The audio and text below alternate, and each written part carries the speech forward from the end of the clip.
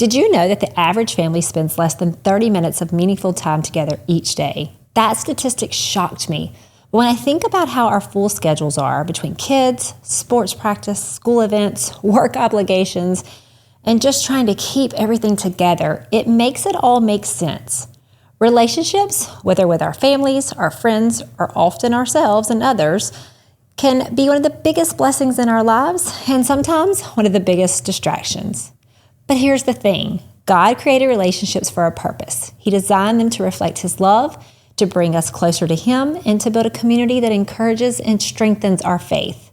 So what happens when the very relationships God blessed us with begin to pull us away from Him? In today's episode, we're going to tackle that question head on. We'll talk about how even the good things in life, like raising kids, nurturing our marriages, and staying active in our communities, can become distractions from our relationship with God if we're not careful to keep Him at the center. But don't worry, this isn't about feeling guilty for being busy. It's about learning how to refocus and realign these blessings in a way that honors God and brings peace to our daily lives. And I'm thrilled to have Amy Tate with us today. Amy brings years of experience working with families through church ministry, and she knows firsthand what it's like to juggle a busy life. As someone who has navigated the unique dynamics of her big, blended family, she's here to share her insight on how to prioritize God in the middle of it all and remind us of the beauty and purpose God places on relationships.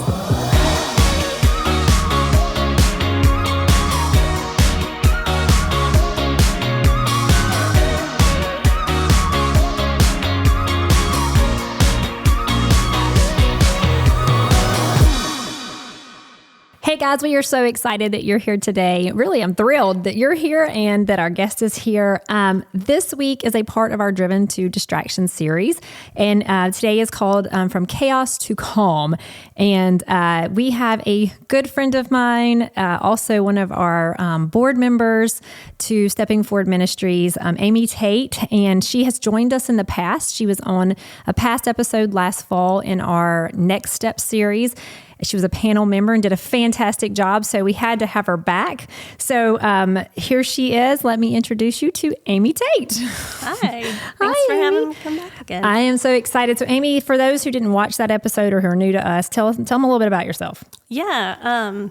I currently work as an intake coordinator at a counseling office, and so I help people get help with mental health. Previously, I worked as the preschool ministry director at the Met. And I've done ministry for many years without pay as a volunteer. And with pay. Yeah. And with pay. And I do a lot of speaking and advocacy for adoption, foster care. And I have 4 adopted children and 3 biological children. And so I have a big family, 7 kids. 6 of them still at home and a husband. And so it's kind of perfect for what we're talking about and how relationships can be distractions. Yes, because like us, we have a big family now. You outdo us in number, but you understand this concept very, very well. And you also understand that God has blessed us with many, many things, right? Mm-hmm. And among those are friends, family, and our community. And it's easy to see how these relationships can fill our lives with such joy and such purpose. Mm-hmm. But like we've said in previous episodes, even good things can become distractions if we're not careful. Absolutely. So we're going to start today by unpacking what it means for these relationships and responsibilities to shift from blessings to barriers in our walk with God. So we're going to start by defining relational distractions. And before we get into it, I want to tell you this, Amy. So when I was arranging all of the episodes, and I wanted to put them in an order that was like correct, like a good flowing order. Mm-hmm. And so I just looked to see, because when I was looking at this particular episode, I thought, well, to me, family is really important. So I think it would be higher on my list. Like I wanted to do the top ones and roll down. Mm-hmm. And so I searched it. And it's not even in the top 5 of the main distractions. Right. And I found out why when I kept digging, and that statistically, on average, human beings spend 30 minutes a day with intentional family and relationship. That's sad. So then it clicked. Well, how could it be higher on the list when statistics say that social media is 2.3 hours of my day, work is 9 hours of my day. So I literally give my family and my friends 30 minutes. Yeah. So it's not in the top 5. A lot of the other things, your time at work and your time with your family, social media is probably higher because it's mixing into all of that time as well. So relational distractions occur in any of our relationships, right? Whether it's with our husbands or our wives, our kids, extended family, friends, or even like our social circles. And I mean that like community as well when I say community. And so when these start to demand so much time and so much energy, they begin to overshadow our relationship with God. And it doesn't mean that these relationships are bad. Right. I'm not trying to say that relationship is bad. In fact, I am absolutely saying they are a blessing from God. We see that from the very beginning. We see that all through the Bible. We see it in the 10 Commandments, honor your mother and your father. So the second greatest commandment. Yeah. So they are definitely a blessing from God.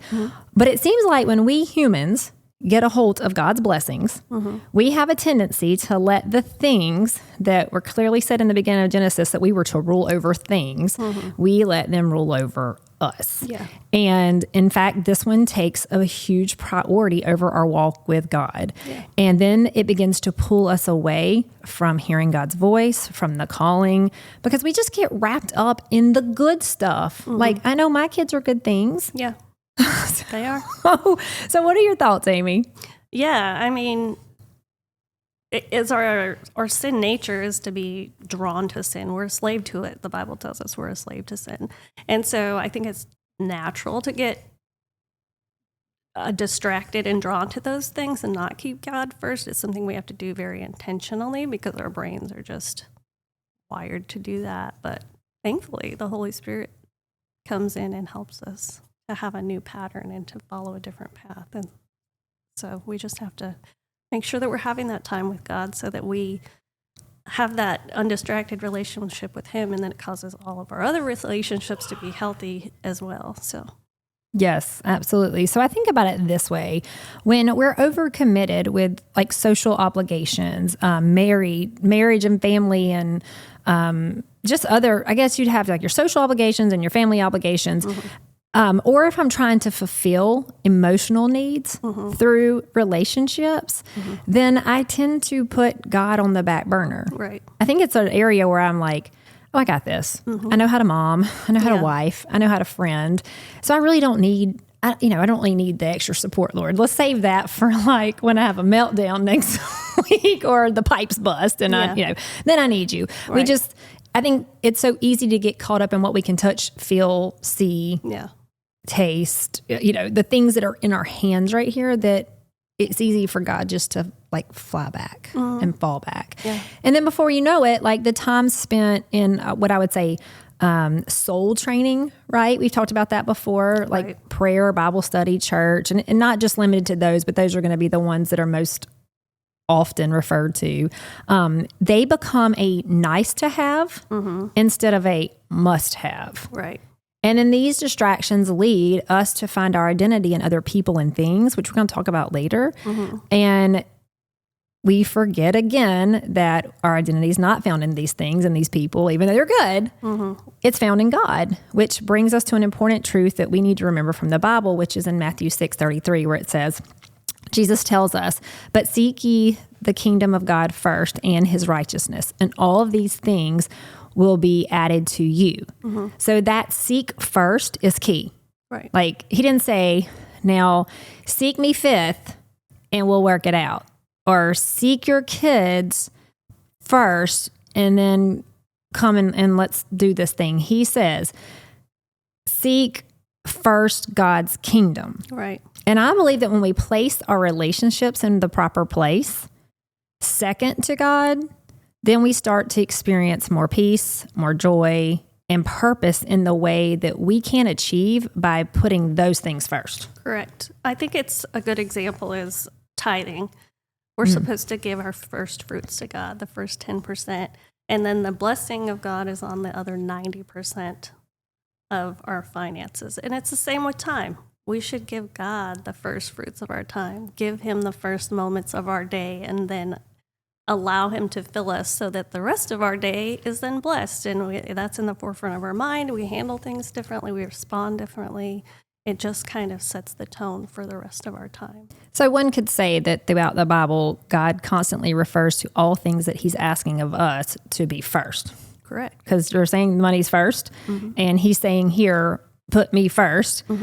And so so I'm just thinking about this in the moment. Doesn't that put the weight on God to have to accomplish everything else? If you bring him to the conversation, to the problem, to the relationship, it's like a covering. Isn't that what tithing was back in like the Old Testament? It was like the covering.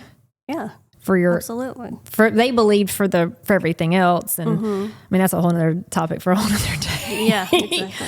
But again, putting God first is the key to managing relationships. Absolutely. Of all kind. That's healthy relationships. That's even toxic relationships, which we're not going to get into toxic relationships today, but it is the key because we were not created or made to be able to do this stuff on our own. No.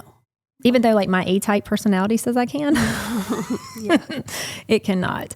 So Amy, you have a lot of experience in working with families. Like you said, from adoptive families. I know in your church role, you taught some different classes on how to help build in families and help parents. So how do you see this dynamic play out in real life? Like particularly when we talk about families, like what would you say to someone if they came to you in one of the times you were teaching or mentoring that said, hey, I feel like my relationships are unintentionally pulling me away from God? Yeah. We taught a class last year based on the book Family Discipleship by Matt Chandler and Adam Griffin. And so we talked a lot about that. And one of the things, the practical things that it said was to create a family mission statement, have your kids and your husband or your wife involved so that everybody has ownership. Everyone gets to come up with, what does our family want? And you need to parent with the end goal in mind. Is your end goal for them to have good grades or make a lot of money or have a career? Or is it for them to know Christ and for salvation and for them? And so from that, you can put boundaries in place and expectations. Things like sports and extracurriculars get in the way a lot. And so having that family statement, mission statement, helps keep that end goal in mind and helps with making decisions of, is this helping our family or is this going to hinder our family? Yeah, that's good. I've what's funny about that is like when you have a nonprofit or a business, that's the first thing you do. Right. I don't think we've ever done that in our family. Yeah. Isn't that crazy? Yeah.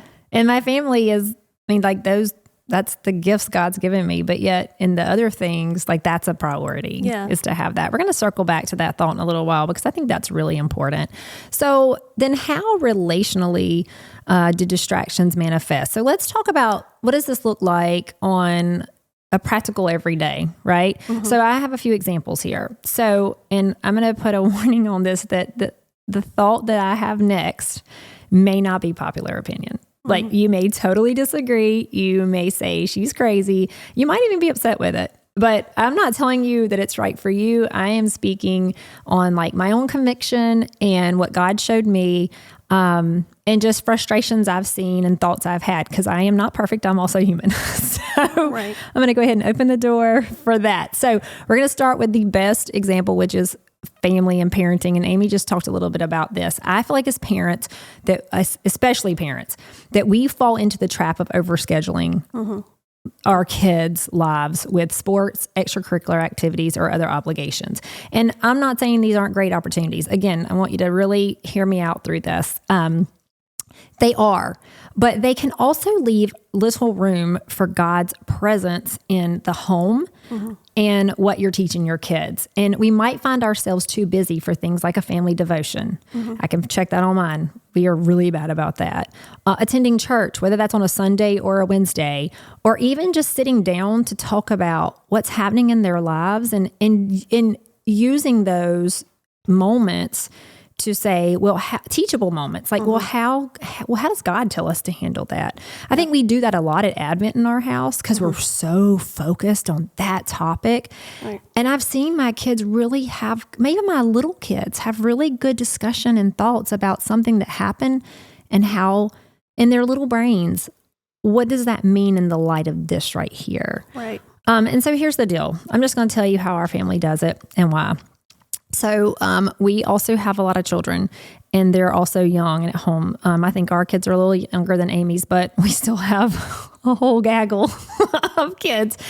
And so I found ourselves, because of age spans, early on, not really having a lot of that pool. We actually had more church pool than we had extracurricular. Yeah. But then guess what? Kids get older.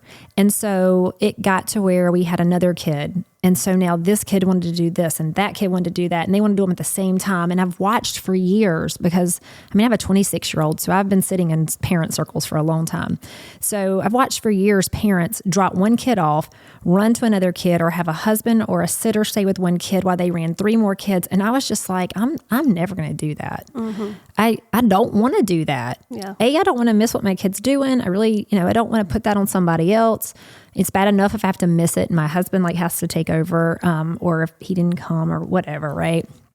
So I just kind of had in my head that I don't ever want to do that. Mm-hmm. But then I started seeing more and more parents who, in conversation that were like friends of ours, I would say, hey, is your kid so-and-so going to be going to Wednesday night church? They're doing this really great. Oh no, we have this.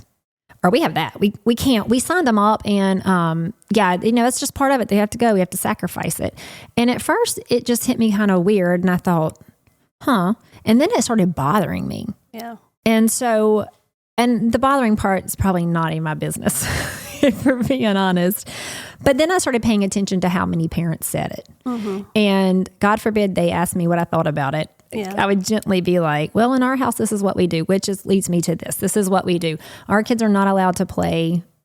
Well, they can play a sport. That's not a problem. First off, one kid gets fall, one kid gets spring. Mm-hmm. And the older kid gets the fall because he was already he was here first and he was already in that sport. And so that is his season. We all go together as a family. We watch, we handle practice, whatever. The other kid gets spring, whether you want to go or not, we all go. And because the ages of the last 3 are similar, and because we participate in sports that are not league formed, they usually have age spans for all of them. So we're all there together. The practices are at the same time. The games are either right behind each other. We don't have to run back and forth. Right. And so it has caused conflict with some of our kids when they wanted to play something different. Like, oh, now I want to play this. And we've been like, no. Yeah. We already assigned it to this kid. So, but you like these sports and this is what you've been playing. And so even if our kids play a sport, and if there's a practice on a Sunday or a game on a Sunday or a practice on a Wednesday, I tell the coach straight up they won't be there. Yeah, we don't do that either. And I ask, like, are they going to be penalized for it? Because before we even get started, I'm like, are you going to penalize? Like, are they going to have to do something extra? Are you going to make them not play? Mm-hmm. And if they give a yes, then we won't play the sport. Yeah, we don't do that either. That's a hard and fast rule in our house as well. And we limit what they can do and how many as well, because it's more important to prioritize your family time. And I mean, in reality, are they going to end up in the NBA or the NFL? Probably not. But I really hope that they end up in heaven. Amen. And so I just think it's important to teach them that from a young age, that you should be pointing them to Jesus and not success in this life. I mean, I want them to have success in this life. I want them. Yeah, and if they end up in one of those. Yeah, great. Then more great. Right. But when they end up there, don't you want them to have a good foundation to be able to, like, wherever your kids end up, if they are not foundationally stable, then the world is going to toss them here, there, and everywhere. And they're going to chase money and success and female or males because they don't know who they are foundationally. Mm-hmm. And I think that's important. I know a lot of parents are like, Wednesday night, not a big deal. It is a big deal. It is. When the largest percent of time, which is true for parents who put their kids in school, not homeschool, because that's a little different, or with people who are of the secular world, children who come from lots of different backgrounds. As an educator, I've seen it. Not every kid that rolls in there has a happy home. No. They come and they bring that with them. And so as a parent, you're constantly battling, explaining why this is not okay, why that's not good. Here's how we could handle this differently. So if I can't take an evening and a day for church to supplement what we're trying to teach at home, and I cram it with something else, where are they getting that? Right. Because if I'm only spending 30 minutes a day with them, how much of that, are we having Bible study all 30 minutes of that day? Yeah. Probably not. Yeah. Well, and you're setting your kids up, you're discipling them. And that's part of our charge as parents from God, is to disciple our children, to disciple our families. And we focus a lot on discipling other people in our small group or at church when we're serving, but we forget to disciple our children. And so you're really setting the tone and teaching them and creating that habit for them to continue on doing that when they're an adult or when they're a kid. Or if you're teaching them, oh, it's only Wednesday night, it's not a big deal. Oh, it's fine to skip once in a while. I once heard years ago, what you do in moderation, your kids will do in excess. And if you're teaching them, even if it's once in a while, that it's okay, then they're going to take it further. Yeah. So I've seen with my kids recently, my husband started traveling a little more. And of course it always falls on a Wednesday. And I just guess this is just spiritual warfare. It seems like Wednesdays are just always chaotic days. And so there was a time or two, maybe at the end of last year, where I was just like, I can't take y'all tonight. There's no way. Like, this kid is crying and whining, is sick, doesn't feel well, needs to go to bed. There's nobody else to pick you up. And both of my older kids were like, we thought you said this is a must. Right. And I was like, right. And that's usually the day that you need to be there the most. They called me on it. There's something really good waiting for them, and that the enemy doesn't want them to be there to hear. They called me out big time. Right. But it still, you know what it did to me? My kids gave me a really valuable lesson, because it stuck with me. And all the Wednesdays after that, for the rest of the year, I was very intentional on how I aligned my time. Yeah. And because I really, didn't want to be called out by my kids again, but I saw that they had placed a value in their life on it. And that if I had a choice to make, was I going to go against what I taught them, or was I going to align with them? Yeah. And so it didn't matter what the day looked like. I changed how quick I had dinner ready. Like I just, especially if Jeremy was traveling, that was the problem. I had to make a course change because my husband's course changed, which changed our whole. Did I tell y'all I was a type A personality? So anyway, but that's just an example of when you're pouring into them and then you pull back, even unintentionally. It wasn't a bad thing. I just needed that night to redo. Right. But they showed me the foundation. Yeah. And that was huge. And it's impacting them. Absolutely. They recognize, like, wait, we don't do this. So. Yeah. Yeah, they were like, they get it. They know, and they know if you say it's okay or if it's not a big deal. And yeah. And let me tell you, Amy and I, neither one of us are saying we're perfect at this or the things we're about to talk about. Matter of fact, I could use a lot of work in several of these, all the areas. Yeah. There's a lot of work. I constantly have to work because I think our natural sin nature is to turn to self, me, I. And sometimes I feel like I need this, or me doesn't want to do that. And so I'm tired at the end of the day. Sometimes I just don't want to do anything else. And I have to go against the grain and push through. And that's okay. Yeah. Nobody is doing this perfect. No. And if you are, please reach out to me, because I need you as a mentor in my life. I always like to say they're all going to end up in counseling. It's just a matter of how much. And yeah, I tell my kids, don't think you're going to take that to a counselor. I'm writing that one down, that you don't get that one. So to shift from that is marriage, right? Because, and for those of you who are not married, you don't get to tune out on this because you could possibly be married soon. So just listen and put this as nuggets and tools. Well, it all really is for all relationships, but married, boyfriend, whatever, right? So in marriage, or in relationship of woman and man, we'll say that because, again, people may not be married, but you're dating someone. It is very easy to get caught up in the day-to-day duties of housing and life, right? So working, taking care of the house, managing kids. that we forget to nurture our relationship with our spouse and, more importantly, our relationship with God. So whereas a minute ago we were talking about our kids and their activities, so that was like putting them at the front of everything. And I think, I could be wrong, but I think that in marriage relationships, kids often hold out that top relationship over spouse, over God. Yeah. And I have seen from being a counselor how that damage happens when your kids leave. Yeah, and I think that's a lot of the reason we have the divorce rates that we have. Oh, yeah. Priorities are out of absolutely. alignment. And so I know like this season of mine and Jeremy's relationship, we are way healthier than we've been in the past, like especially in our early marriage, way healthier. But we also have to constantly, like I have to constantly remember that he's not number one. Right. He's number two. And then I have to remember he is number two. He's not number three, because sometimes the kids like level up and then I have to level them back down. They're loud. And it's hard. Well, it's hard because they, they're cute and everything. I mean, there's still stuff with kids, but they're fun and this, but marriage sometimes is not fun. Sometimes I really love my husband, but I just don't really like him. Right. And it's easy to like shift that into my kids and be like, well, I'll hear. And so that is something I have to work on all the time, is keeping my marriage above my kids, but below my God. Yeah. And that's a struggle. It is. It's really hard. And I have a great marriage. I have a great husband, but it's very hard not to put him above God often and have the focus be on that of what. Well, I think a lot of the time we look to that person as, what can they do for me?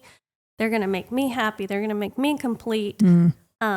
Which that's putting expectations on a person that they can't meet. Ever. And they won't. They'll fail every time. It needs to be God.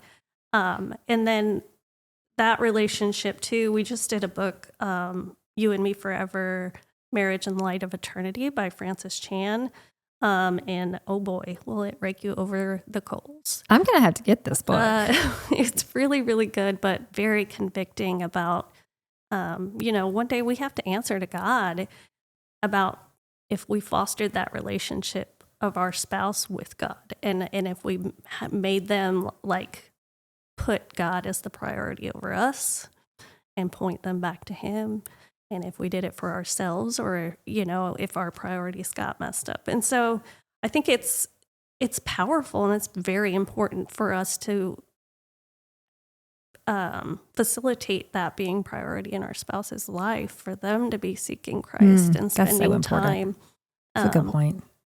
And then keeping that priority for us as well, just spending that time and having that relationship so that our marriage is healthy. Yeah, because I'm going to tell you, there's nothing more the devil wants is to get your kids and your husband. Oh, yeah. I mean, absolutely. Because what an easy target. I mean, he gets your kids, then then that throws you into the worry, the fear, the doubt, the heartache. And if he gets your relationship, then now he's damaged a generational line, which will continue to be damaged. I mean, that is a playground. There's nothing more that the enemy's like, yes, I am the Duke of Distraction, and I'm going to deal with this right here. Give me this. Yeah. And I mean, we just can't hand it over. No. If we're going to fight, we need to fight. Not just be like, well, here you go. Yeah. I'll try to get it back later. It don't work like that. No. So then it leads us to like friends and social obligations. So even friendships and social obligations can become distractions when we've really focus more on maintaining appearances, attending events, pleasing others, doing those things more than seeking God's will and looking to Him first. And I know that when Jeremy and I, again, he's gonna love this episode. I know that when we were first married, like I had a really, really strong friendship. I had a just close best friend. Loved her. I still love her.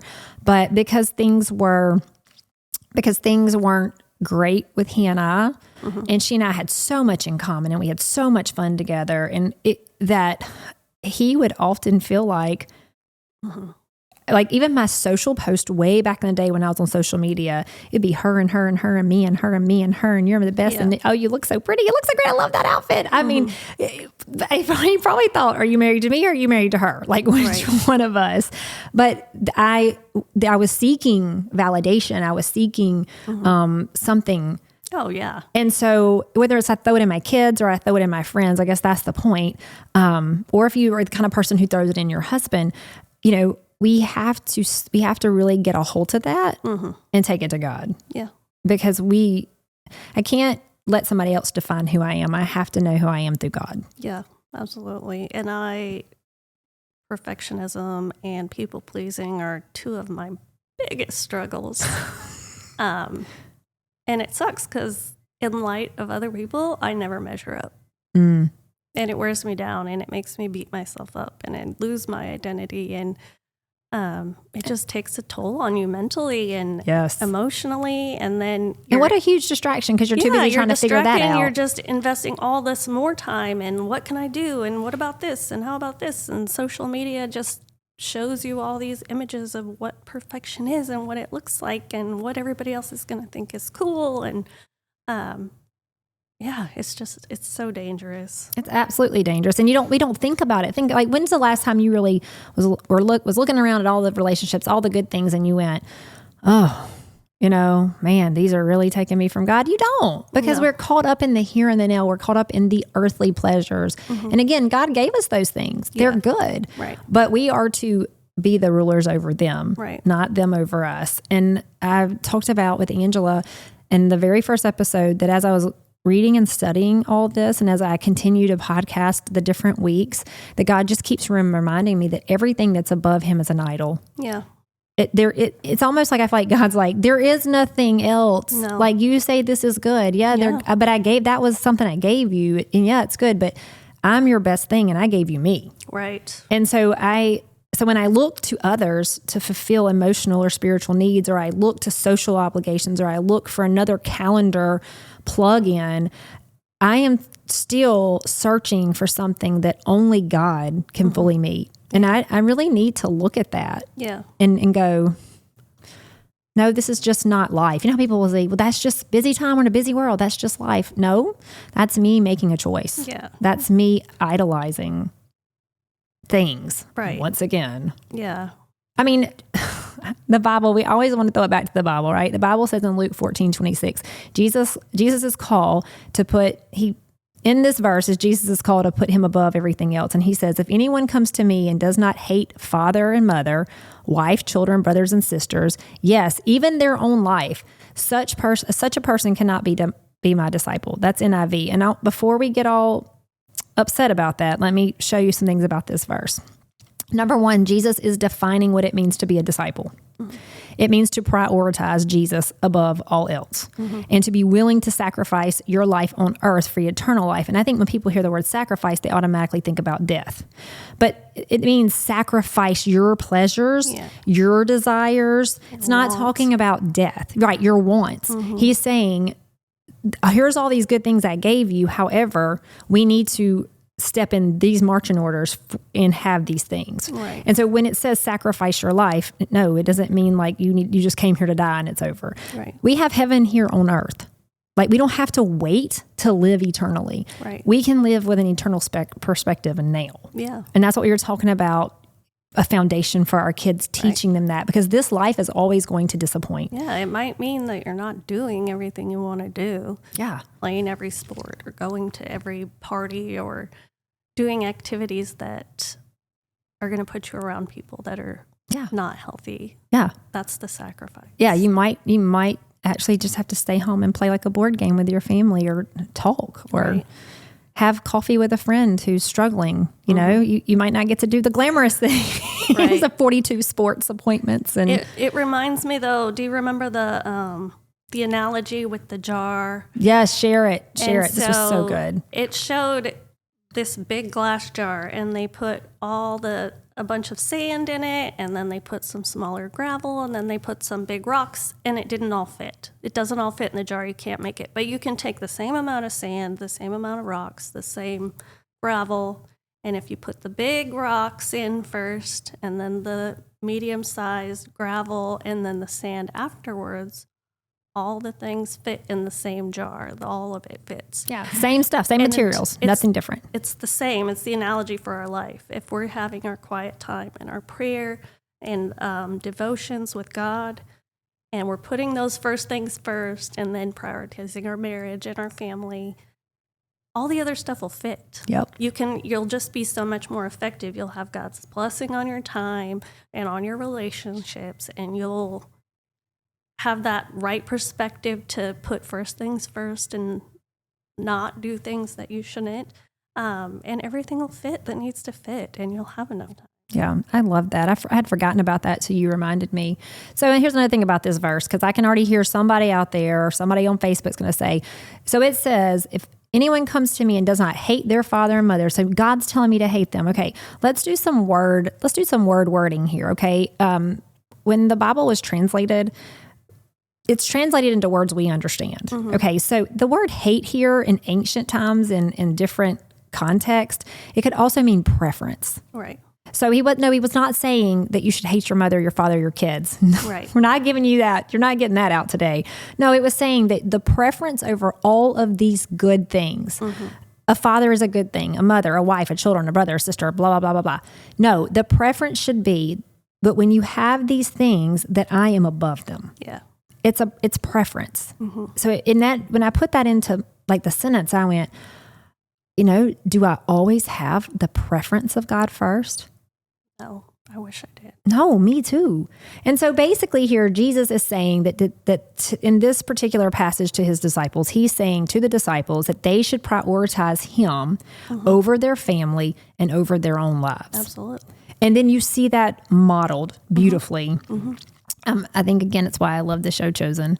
Yeah. Even though it's not like, spot. Just makes it so much more real. Just, yeah. It's so, like, I can relate more because I see these people. I love it. That's just a shameless plug. I'm so sorry. No, and it's true. Like, you read it and you grow up with those stories and it just becomes kind of, okay. Well, you know, we have these ideas, but they were just regular people doing regular life, everyday life. They like were just we are. like you and I. They were not extraordinary or had some superpowers. No. They were just regular guys and pretty bad ones, really. Some of them.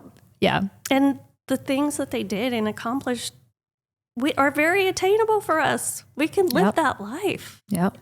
We have the Holy Spirit. They didn't even have that then. They had Jesus in person, but he told us that the Holy Spirit's better than having Jesus there in person. And we just tap into it. So, yeah, that's so good.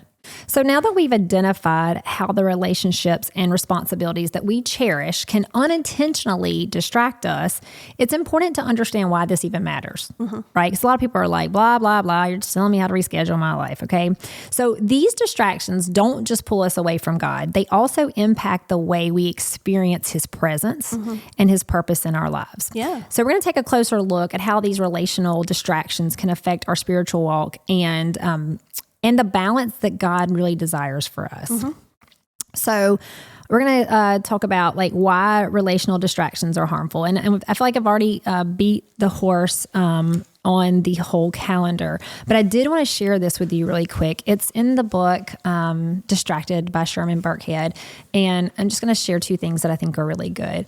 He says, I have heard so many people say to me, I don't have time to read the Bible. I don't have time to pray. I don't have time for discipleship. I'm just too busy with work or with the kids. And he says, blank, you fill it in. So he's saying sports, activities, whatever, right?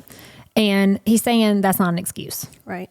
No. It's not an excuse. Like the most important relationship that should always have time to be made for it is with God. Yeah. Like you can't afford not to have that. Yeah, absolutely. At all. And so then a couple of pages later, he addresses more of like kids and hustling. And so he says, school and homework, although important, because we want to make sure everybody's doing their homework, they are also distractions if they keep you from spending time in the Word. Sports and practice build character and discipline, but can also take precedence over going to church. Thousands of families will invest almost every extra hour in getting their children to practice and spend every weekend at the motocross track, the baseball, softball field, etc., with a sincere desire to invest in their children, only to teach them that their distractions are more important than their God. Mm-hmm. And that's the point, right? Yeah. So, and that's when a distraction becomes harmful. Mm-hmm. When we as parents accidentally teach our kids, and which is this point right here we're going to go to, shifting their focus. When we shift our focus. Mm-hmm. And this is one of the most significant dangers of relational distractions, is either me shifting my focus or me being a part of my kids or my friends, my relationships shifting their focus. Because it's so easy to get divided in these things. Yeah. I mean, it really is like second nature. Like it's as easy as breathing. Mm-hmm. For me to sit at this podcast and do all this and then walk out and catch myself. It's so natural that it's sad. And as we pour ourselves into these relationships and commitments, we just unintentionally neglect our foundational relationship with God. Mm-hmm. And that's hard. Yeah. It's hard to even say and then sit here and think about how some of the examples of how I do that. Yeah. Yeah. It's tough. So Amy, why don't we go to, why is this critical? Why is a shift of focus critical? Because if I just say, hey, this is a problem, but it's critical and I believe it's crucial. We lose ground. I mean, we're always in the process of maturing and growing closer to God and, living out the Great Commission and reaching others for Christ and sharing that. But it just takes us away from that mission and that goal. And, it makes me think about the fact that you work in mental health right now. Mm-hmm. And I know that daily, hourly, you see person after person after person come in who mm-hmm. is fighting to regain ground. Yeah. In some sort of way, whether it's relational or it could be addiction. I'm not saying everybody comes there is coming for that. But I think that when we lose, it's critical because when we lose that shift of focus, mm-hmm. we do lose our grounding. God is our cornerstone. He is where we sink our feet. And when we sink our feet in the world, the stress of that, the burden of that, it crushes us. Yeah, it's so true. And I've been there myself. I struggle with depression and anxiety. And that's a result of picking up stuff that I wasn't meant to be holding to begin with. I'm taking things that belong to God away from God and I've got this. And how does that work, Amy? Does it work out well? I'll take care of it on my own, and then I'll hit up God if I get in a bind. Yep. And that's so wrong. And it's just, you have to take a step back and I do my part. He does his part every time. The other person has to do their part. Yep.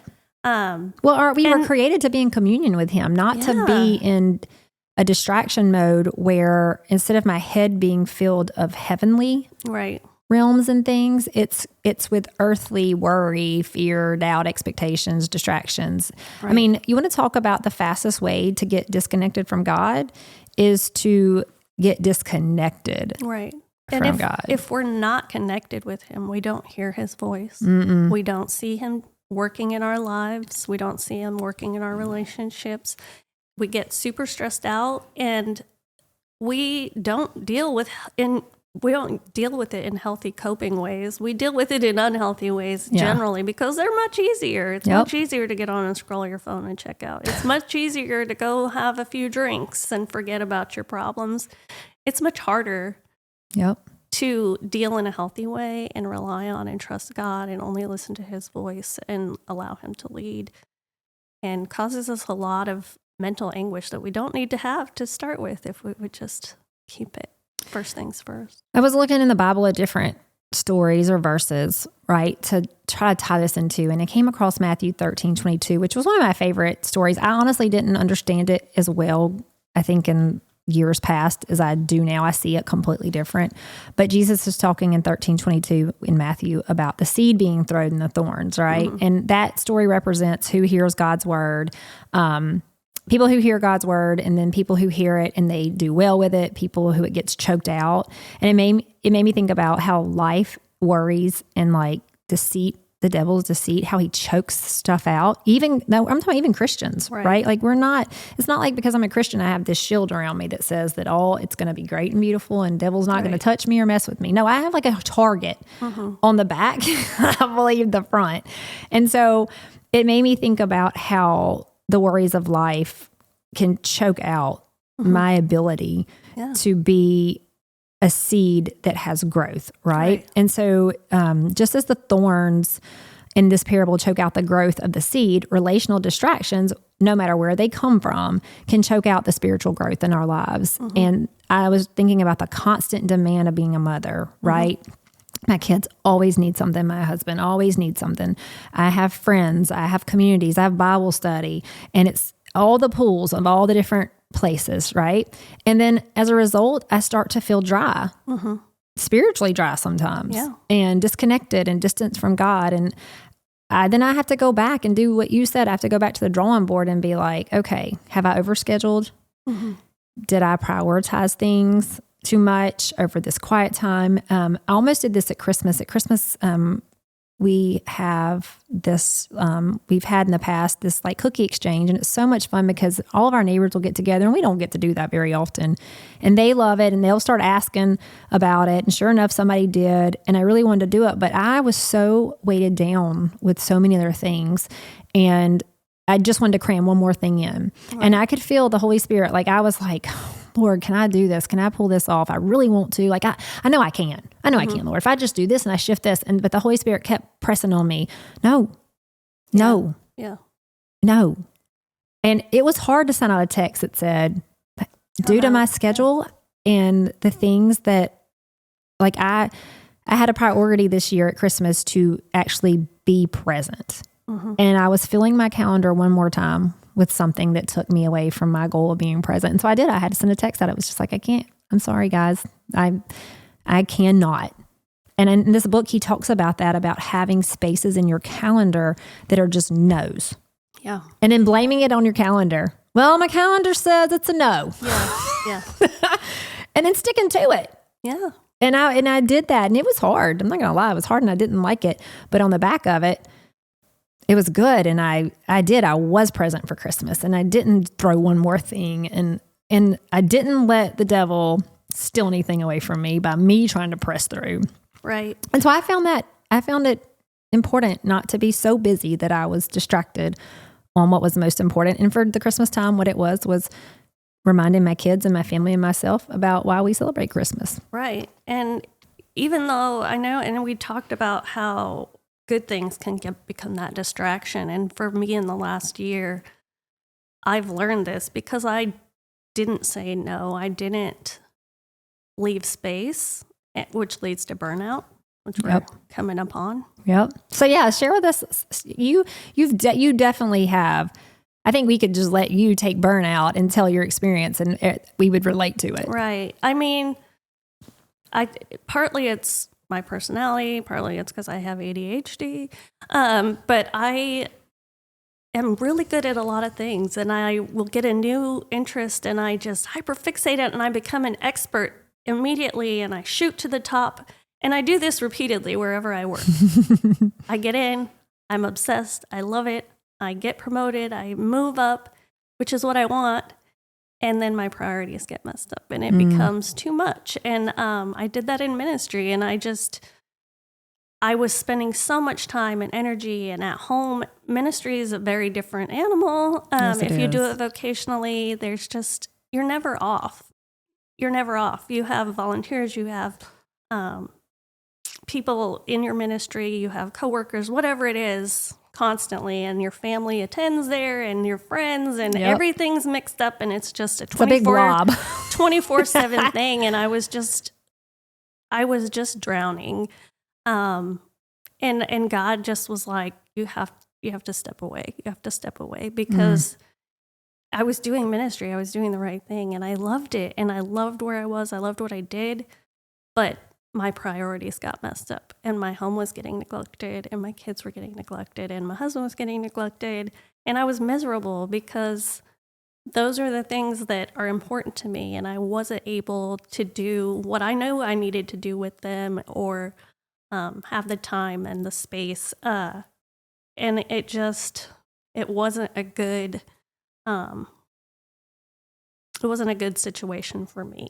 So then I guess you could say even in a relational aspect, self-care is relational to myself. Oh, yeah. And my therapist had to teach me about self-care a lot. I didn't even know what she was like, what do you do for that? And I was like, I got my nails done last week. And she's like, okay. I'm like, I took a nap the other day. And she's like, do you do that regularly? And I'm like, no. And she's like, then that's not self-care, that's survival. That's good. And so having to learn, I didn't even know what that was, and I didn't do it. And so learning how to have that space and take care of myself and keep my priorities. And that was a good thing, but it wasn't right for me. It wasn't, and I think it was for a season, but being obedient to God and stepping back, and just creating more space, working less hours, and reprioritizing. My family is so much better now.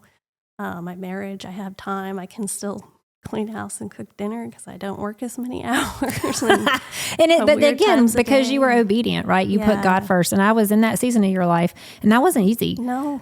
But you listened and you were obedient, and you had to make some hard choices. Oh, yeah. But putting him at the top, a lot of things started, like the rocks, they all started fitting back in the container again. Yeah. And then you seemed to be much more happier. And I think in your life, like God started revealing things to help you start chipping away. Yeah. Well, and it becomes a pride issue too, even if it's something ministry related, like, oh no, I'm going to make this great and I'm going to do a good job and it's going to be successful.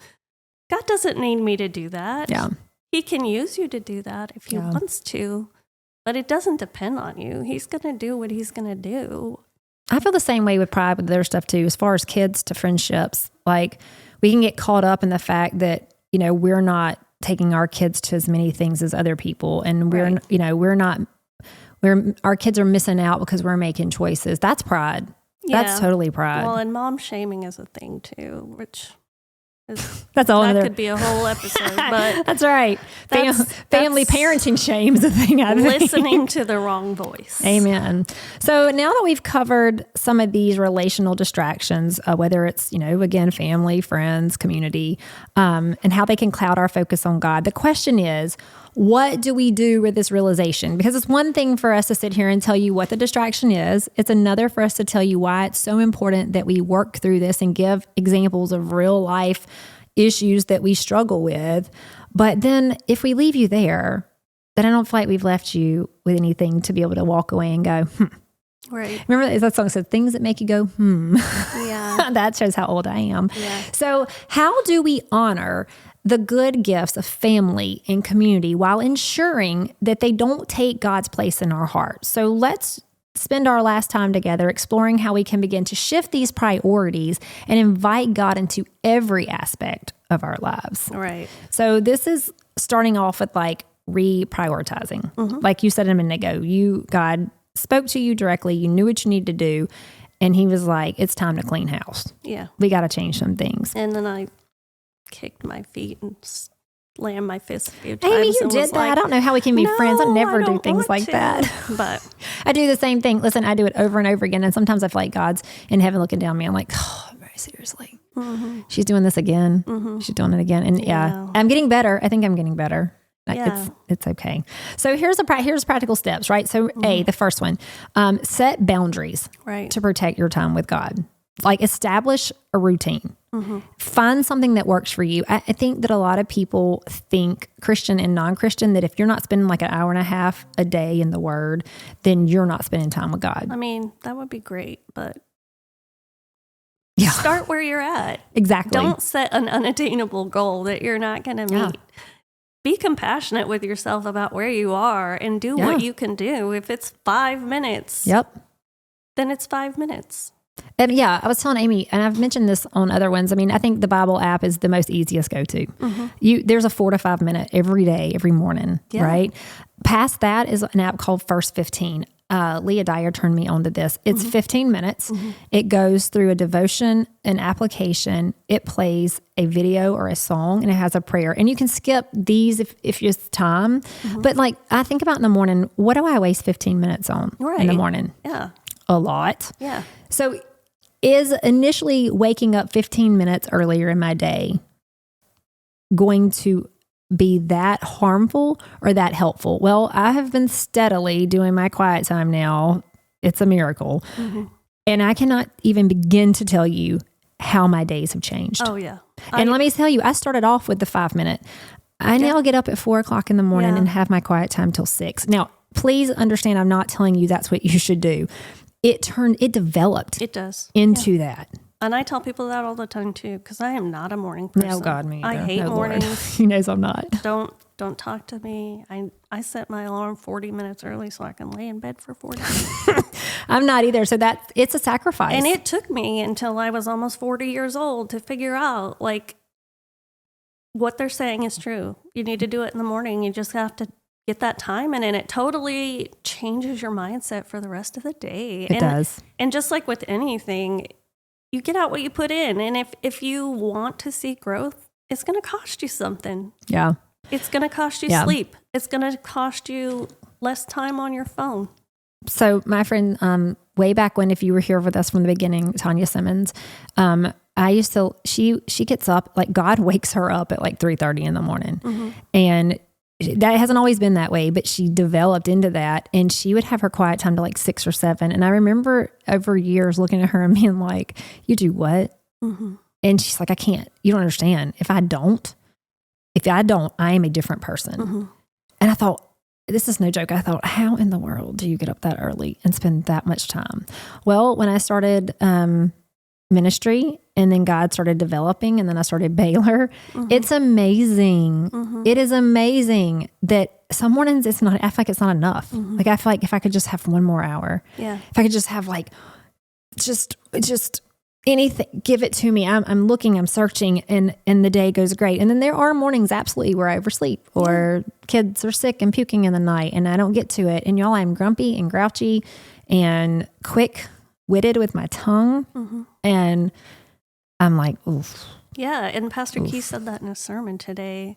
It's creating new thought patterns and processes in your brain. And if you don't do it, then it seems really inconvenient and hard. And maybe you don't understand the Bible that much, but you get up and do it for 5 minutes every day anyways, with the faith of knowing that you're going to grow and it's going to get easier, like working out. So absolutely. Saying no, B, here we go. Saying no to unnecessary obligations that take you away from God's priorities. Let's be honest. If we looked at our calendars, there's a lot of stuff in there. There is a lot of stuff that you could say no to. Yeah. It might not be that you want to, but you could. Yeah. So we have to do that. And then C is include God in every decision. And as cliche as it's going to sound, I know a lot of people out there may be like, oh gosh, pray about commitments before saying yes. Amy brought up that great task of having a family goal, inviting your family into this, right? And sitting down as a family and looking at the calendar and saying, over this year, what is our mission and goals? And Amy gave me a great example. She was like, so if your kid comes in and says, I want to take up ice skating lessons, and you're like, cool, let's get the family goal. Does it fit? What are we taking away? And if it doesn't, just like a business, if it doesn't, then we can't do it. Yeah. If I'm a business that sells widgets and then I all of a sudden bring a hamburger to the table, I would hope I'd have a board that go, we don't specialize in hamburgers. Yeah. We specialize in widgets. And so we're going to have to say that might be great and it could be successful, but right now we don't see where it fits in our goals of this year. Yeah. And there are times I sit on the board. There's been times that things have come to the table that are good things and they sound like good things. Do we want to give to this? And we're like, wait, how is that forwarding our mission? Yeah. And we have to say no. Yeah. And it's okay to do that. Yeah. And like I said earlier, Satan wants nothing more than to prowl around, roaring and vengefully looking for your kids and your relationships. I found an article from No Doubt About It is the title of it. And it's from Sherry Dew. And she has this long list of these different distractions, right? And then as I was reading it, number 15 stuck out to me. And this is what it says. Lucifer would have us so busy with the details swirling around family, friends, and every soccer league in town that there's no time to actually live the gospel. No time to fast, no time to pray, no time to immerse ourselves in scriptures, no time to worship in the temple. All of the things we need to do to study for our moral test. So in other words, Satan wants us to be a little more concerned with the world than with the gospel. A little more interested in life today than life forever. Regret is what happens when we figure out too late what was really important. Yeah, that's so true. I mean, that hit me pretty hard. Yeah. And that led me to the thought of, if that's the case, if that's true, and I'm putting my eggs in that basket, but not everybody does. But let's just pretend we did. Then how more crucial is it for me to model to my kid that God is most important when I know for a fact that there's someone out there trying their hardest, throwing everything they can, all the things my kids want, all the things that my friends desire, all the things my husband has struggled in his past, they're coming full-fledged at them. And if I'm not modeling, if I am not picking up my cross daily, then what is going to happen? Yeah. I mean, you shared your unpopular opinion earlier, and I'll share mine, but your kids should know that they're third fiddle. That's good. Mine do. I guarantee if you go ask any of them what's first, what's second, what's third, that they would say God, Dad, us. And it's, what service are you doing if you tell your kid yes all the time and they think they're the center of the world and everybody bows down to them? They're going to have a real rude awakening one day when they have to pay for things on their own and make things fit. And you're not helping them. No. It's not realistic for them to get whatever they want. And I know that I've fallen victim to that. And I want to give them everything. And I want to say yes to everything. But they're real people. And they have to learn how to walk this out for themselves someday. And we're not doing them any favors. Yeah. And it's really important, like, who's going to model it if you're not?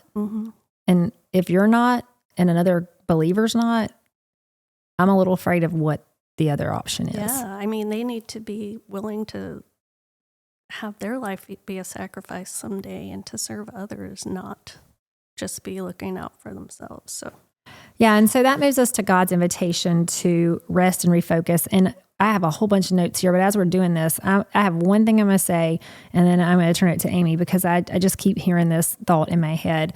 So again, it makes me think about seek first the kingdom of God and his righteousness, right? And all these things will be given to you. And so that's, resting in him in his way. But what I keep hearing for the refocus is Sabbath. Yeah. And we talked about that. And we were talking about, we definitely wanted to include that. And I think this is a great space because as we're winding down, there's no better way to rest and refocus than to remember what Sabbath is. So I'm going to let you take it away on Sabbath. Yeah, that verse is one of my favorites. And if you look at it and what it's saying rest, but rest in the Lord is not taking a nap. Rest in the Lord is spending time with him and in his word. And that's where real rest comes from. True rest, true restoration and refreshment comes from time with him and his word. It fills us up. It wakes us up. It gives us life. And so it's pointing us to that time with him and putting him first. But a Sabbath is tremendously important for all of us.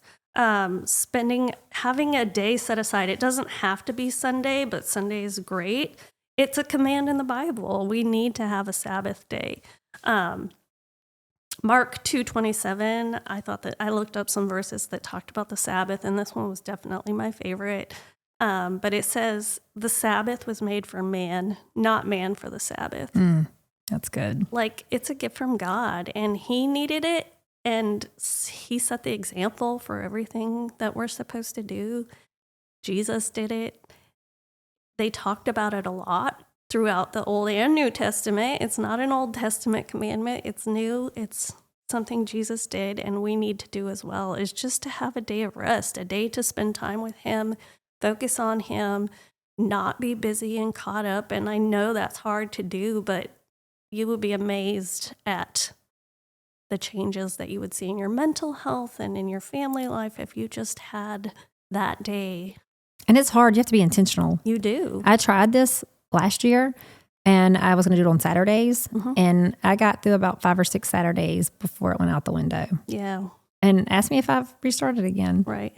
I mean, working on it, y'all. I'm working on it. And it's difficult. And I'm not going to say that we do it perfectly every week because we don't. And it changes days. Sometimes it's Saturday. Sometimes it's Sunday. It just depends. But we do try to rest. I mean, we're not unplugging all of our appliances and not cooking dinner. Right. But just having quiet time and time at home and not leave. I love it if I could have a day just not leave my house at all.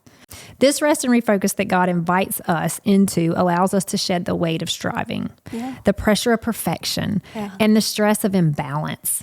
So instead, we're able to embrace the rhythm. I think that's what Sabbath and what I'm hearing you say is there's a rhythm of that day that's a slower pattern, living with purpose in that day, having that peace. It's very intentional in that day. And I think we can spread that out into other days in small segments, because as we seek God's kingdom first, we gain clarity to love others, invest in our families, and build community, all while our eyes are completely fixed on Him. So it's not that God's taking things away from us or that living a Christian life is, you have to do without. No, it is actually plentiful because we put Him at the top and then we work through the will He has for us. And then we have something, we're filled up, so we have something to pour out to others. Oh, yeah, that's good. And so, I would just say again, you said a routine, a ritual, it's a habit, it's consistent. You're going to church on Sunday, you're getting filled up. You're going to small group throughout the week. You're going to Wednesday nights, you're going to Bible study, you're doing your daily devotions, and you're having a Sabbath, and it's constantly like a little bit that you're keeping filled up, you're keeping fueled up. You're never getting to empty to that place. So I want to share what I read in an article, this perspective. It's pretty powerful, in my opinion. Some people might not say it is, but I was reading this article. It's called Our Relationship with God and Our Family, and it's by Kyle Pope. And he says in the article that relationship to God's like marriage, right? It's a covenant. And in James 4:4, unfaithfulness to God is compared to adultery. And I think that's what got my attention, because adultery in our culture it's there. It's serious, right? And it says this powerful imagery reminds us of the depth of commitment that we are called to have with the Lord. Just as in marriage, where we vow to forsake all others for our spouse, our love for God requires a similar devotion. No one and nothing else should be greater than our commitment to Him. If we say we love God with all our heart and all our mind and all our soul and all our strength, which is what we have in Mark 12:30, we must ask ourselves, are we truly living this out by prioritizing Him above everything else, including our closest relationships and our most cherished calendar events? And then he goes on to use this great analogy. And it says, think of the example of being in an airplane. So when the flight attendants get up and they do their whole buckle your seatbelt and if the thing, right? So it says, okay, if the cabin loses pressure, you're instructed to put on your oxygen mask first before helping others. And I know I've struggled with that as a mother, thinking that if I was in a plane and my babies, motherly instinct would be to take care of them, right? But they say, do yours first. Yeah, and if you're unconscious, how are you going to put it on your kid? Exactly. This is not selfishness that I'm going to take care of me first, but it is the best way to ensure my own safety, and then for me to effectively help others, like my children or whoever's sitting next to me that I could help. So it says, similarly, I'm not going to be able to say the word. Similarly. See, I can't do it. I can't do it. I have to come with another word. So when we prioritize our relationship with God, we're better equipped to love and guide our families spiritually. Yeah. So if we focus on our own relationship with God, if I pull that mask down, if I get the oxygen I need, then I can serve and influence my loved ones, my friends, my community, in the most meaningful way. Yeah, that's really good. I loved that. Yeah. That really, because that's something I could close my eyes and envision. Yeah. And I know the importance of that on the airplane. Yeah. And it also makes me think, because I've heard, marriage has such a messed up view in our culture today. But love in a marriage, it's not a feeling. No. I don't feel Not every day. lovey and happy every day. It's a choice. Yeah. You choose love. You choose your partner every day. And I really had to learn that. And because I kind of sat in that boat for a long time and caused a lot of damage and had a lot of damage caused on me. A lot of failed relationship. I'm talking destruction at its best. If anybody knows my story, like I'm flat out destruction. But that was because I was in that culture and that thought of love, love, love. And yes, love is great and we're commanded to love. But again, if I don't love myself, if I don't know who I am in my God who loves me, then how can I be anything or love anyone else? Yeah. I can't. No. I can't. But what I can do is fill myself with endless desires, thing after thing after thing after distraction that just makes me forget or numbs the pain enough to where I can just go through the day and it's okay. It's enough. Yeah. Because that's where we land. That's where a lot of us, your neighbors, your friends, that's where they land. You can look at social media all you want to. All you're seeing is a trumped up version of people searching for something else. Yeah. That's it. And that's just how it is.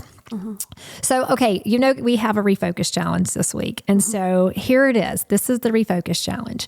I want you to take a moment in the coming weeks to reflect on your current priorities. So ask yourself, where does your relationship with God fall on your priority list? And are there any relationships or responsibilities or maybe even calendar events that you've allowed to take over your commitment to your time with God? So we were talking about a focused rhythm, right? So here's a way in the coming week to focus on creating a better rhythm for your day that puts God in the center. So you've probably heard this every episode. I'm so sorry. It's just the broken record, but it is the most important. Number one is prioritize your prayer and your Bible study. Begin and end your day with God, even if it's for 4 minutes. 4 minutes, start there and see what God does with it. That is a must. Okay, so this week, prioritize that time. And I would say get a journal and write down every day. Yeah. Number two, evaluate your commitments. Are your responsibilities aligned with God's purpose for your life? That goes back to that family goal, that family mission statement and family goals. What are yours? What are yours individually? What are yours as a family? And it's really, if you need help identifying what you're prioritizing, look at your thoughts. What were you thinking about in the last week? Look at your finances. Where did you spend all your money? That's so good. Look at your emotions. What was getting you upset or sad or excited or... Oh, tell them about the ask a friend, phone a friend. And then if you're really brave, ask 2 people that are going to be real honest with you. Or if you have teenagers, you can ask your kids because they will be honest. Talk about getting your feelings hurt. Ask them, just completely no context. Just say, what do I love the most? What 2 things do I love the most? And see what they tell you. And be ready for that. Yeah. Amy may have experienced this. I did ask. But that's so good. If you can't evaluate your own commitments, if you're like blinded to that, ask somebody else what they think your commitments are, because they're not blinded to it and they sure won't mind sharing it with you. Yeah. And write it down and then pray on that. Ask God to reveal that to you. Yeah. I think that's huge. And so good. I asked my husband, tell me the things that you think I love the most and don't give me the right answer. Give me the truth answer. And he did. Amy's currently working on those today. Yeah. And then third is love your family through Christ. So be intentional in the coming weeks to guide your family spiritually so that they're growing spiritually. Show that you love them best by loving God first. And I think by doing this, you're not only deepening your relationship with God, but you are equipping yourself to love others with a love that is full and enduring and rooted in Christ. Yeah. I mean, I don't see how you can lose with this. No, I think you're 100% right. If we want to have any healthy relationships with anyone, spouse, kids, friends, neighbors, anyone, we have to have a healthy relationship with Christ, or it'll never be what it should be, what God intended it to be. Yeah, absolutely. Okay, so as we're wrapping up, let's do a few takeaways here. Let's just recap. Number one, relational distractions can shift our focus. Family, friends, and social commitments can draw our attention away from God if we are not intentional. Number two, balance is key. While relationships are important, they must serve God's purpose and not overshadow a relationship with Him. Refocus on God. So prioritize prayer, Bible study, and serving God to avoid that spiritual dryness and burnout. And then fourth, loving God above all else. Our commitment to God should come first. Mm-hmm. First in the tithing, as we said, seek ye the kingdom first. We've got to put God back in His rightful place and get all those idols wiped out of that top spot. Yeah, for sure. It's absolutely important to relationship, but it's just important to life overall. Yeah, it is. And then, of course, you have a challenge this week. So we want you to pray about that as you evaluate your priorities and you realign your focus with God and you love your family in a way that fosters and creates spiritual growth. Anything else you can think of, Amy? I mean, just be compassionate with yourself. Don't walk away from this and be like, I'm failing everything. We're all failing everything. Just start where you are and take baby steps. God doesn't expect perfection. He just wants you to be trying and growing and just take little steps forward. Yeah, absolutely. And you know what? Your biggest cheerleader is God. Yeah. He wants you to be close. And when you start to draw near to Him, even if it's for a second, He's going to draw near to you. And that's what I love about Him. Mm-hmm. He's faithful. Yeah. And He'll be faithful in any step. Even if you say, I can only do one of those things, He's going to be faithful to meet you in that. Mm-hmm. And that's really the whole goal of this season, is just to give you some practical things to think about and practical tools so that you can step forward in your relationship with Christ. All right, Amy, well, I think that's our time. Thank you so much for coming today and being a repeat offender. I appreciate it. And guys, thank you for joining us again this week. We hope to see you on our next episode of Southern Soul Chats in this series, Driven to Distraction. Bye, y'all. Thank you for joining us today. Remember, as we've discussed, refocusing our priorities on God is essential for maintaining balance in our relationships. I encourage you to take the Refocus Challenge and start shifting your attention to what truly matters, putting God first. In today's episode, if today's episode resonated with you, we encourage you to share, follow, like, and subscribe on all your favorite platforms. By doing so, you're helping us equip others to step forward in their relationship with Christ. And be sure to connect with us on social media. Follow us on Instagram and Facebook for updates, encouragements, and more. Don't forget to come back in 2 weeks as we continue to take a closer look at the distractions in our lives. If this podcast has touched your heart and you'd like to see this work continue, please consider supporting Stepping Forward Ministries through a donation on our website or through the given link on the resource page. Your generosity helps us bless others and grow this mission. Thank you for being with us. See you next time. Bye, y'all.